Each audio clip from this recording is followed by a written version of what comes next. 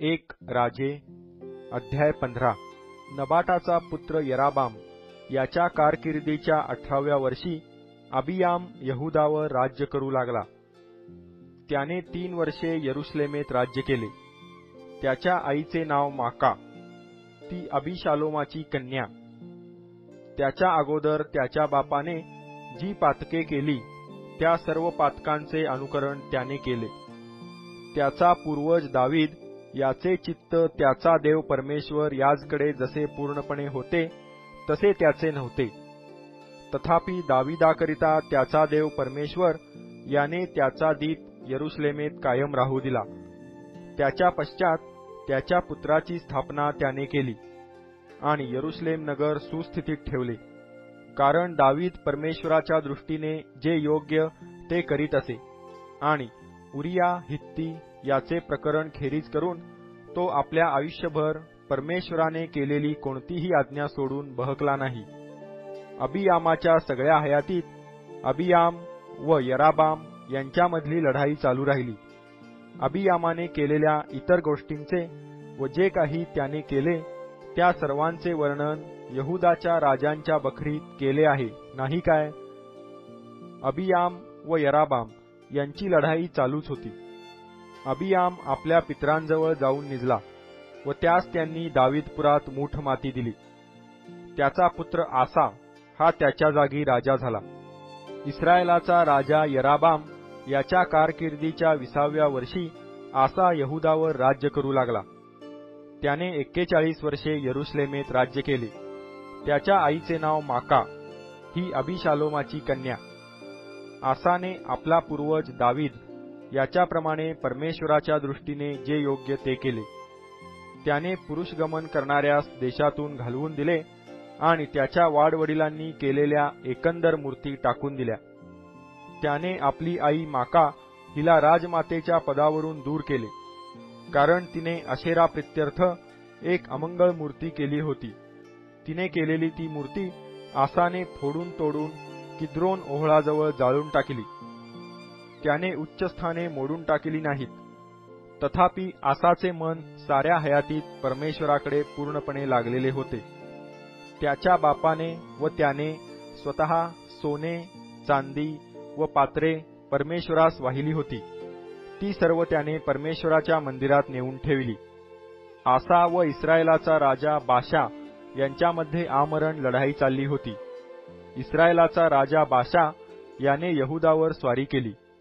यहुदाचा राजा आसा याच्याकडे कोणाच्याही येण्या जाण्याला प्रतिबंध व्हावा म्हणून इस्रायलाचा राजा बाशा याने रामा नगराची मजबूती केली. परमेश्वराच्या मंदिराच्या व राजवाड्याच्या भांडारात सोने व चांदी राहिली होती, ती सर्व काढून आसाने आपल्या सेवकांच्या हाती दिली व त्यास दिमिश्कवासी आरामाचा राजा बेन हदाद बिन टब्रिमोन बिन हेजोन याजकडे पाठवले. त्याने त्याला असे सांगून पाठविले की माझ्या बापाचा व तुमच्या बापाचा सलोखा होता तसा तुमचा व आमचा सलोखा होवो. तर पहा, मी तुम्हाला सोन्या चांदीची भेट पाठविली आहे. इस्रायलाचा राजा बाशा याशी केलेला करार तुम्ही मोडून टाका, म्हणजे तो माझ्या मागे लागण्याचे सोडून देईल.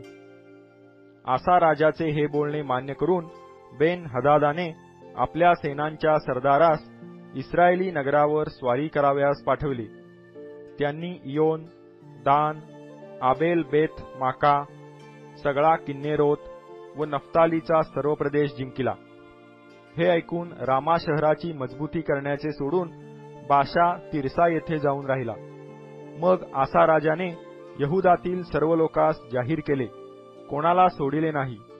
बाशाने जे पाषाण व लाकडे लावून रामाची मजबूती केली होती ती सर्व त्या लोकांनी काढून नेली आणि आसा राजाने बन्यामिनाचा गिबा व मिस्पा यांची मजबूती करण्याच्या कामी ती लाविली. आसाने केलेल्या बाकीच्या गोष्टी, त्याचा पराक्रम, त्याने जे काही केले ते व त्याने बांधिलेली नगरे या सर्वांचे वर्णन यहुदाच्या राजाच्या बखरीत केले आहे, नाही काय? शेवटी वृद्धापकाळी त्याच्या पायांना काही विकार झाला.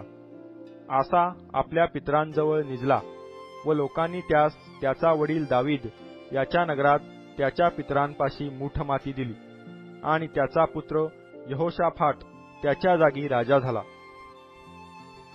यहुदाचा राजा आसा याच्या कारकिर्दीच्या दुसऱ्या वर्षी यराबामाचा पुत्र नादाब हा इस्रायलावर राज्य करू लागला. इस्रायलावर त्याने 2 वर्षे राज्य केले. परमेश्वराच्या दृष्टीने जे वाईट ते त्याने केले. त्याने आपल्या बापाचे अनुकरण केले. त्याच्या बापाने इस्रायलाकडून जे पाप करविले त्याच पापाच्या मार्गाने तोही चालला. त्याच्या विरुद्ध इस्साखार घराण्यातील अहियाचा पुत्र बाशा याने फितुरी केली. बाशाने त्यास पलिष्ट्यांचे गिब्बथोन येथे ठार मारिले. नादाब व सर्व इस्रायल यांनी त्या समयी गिब्बथोनास वेढा घातला होता. यहुदाचा राजा आसा याच्या कारकिर्दीच्या 3ऱ्या वर्षी बाशाने नादाबास ठार मारिले व तो त्याच्या जागी राजा झाला. राजा होताच त्याने यराबामाच्या सर्व घराण्याचा संहार केला. त्याने यराबामाच्या कुळातील सर्वांचा साफ नाश केला. त्यातील एकही प्राणी जिवंत ठेविला नाही. परमेश्वराने आपला सेवक शिलोकर अहिया याच्याद्वारे जे वचन सांगितले होते त्याप्रमाणे हे सर्व झाले. याचे कारण हेच की यराबामाने स्वतः पापकर्मे करून इस्रायलासही ती करावयास लाविले आणि त्याने इस्रायलाचा देव परमेश्वर यास संताप आणला. नादाबाने केलेल्या बाकीच्या सर्व गोष्टी त्याने जे काही केले ते या सर्वांचे वर्णन इस्रायलांच्या राजांच्या बखरीत केले आहे नाही काय. आसा व इस्रायलांचा राजा बाशा याची त्यांच्या साऱ्या हयातीत लढाई चालली होती. यहुदाचा राजा आसा याच्या कारकिर्दीच्या 3ऱ्या वर्षी अहियाचा पुत्र बाशा तिर्सा येथे सर्व इस्रायलांवर राज्य करू लागला. त्याने 24 वर्षे राज्य केले. त्याने परमेश्वराच्या दृष्टीने वाईट ते केले. त्याने यराबाचे अनुकरण केले व जे पातक त्याने इस्रायलांकडून करविले त्या पातकाच्या मार्गाने तो चालला.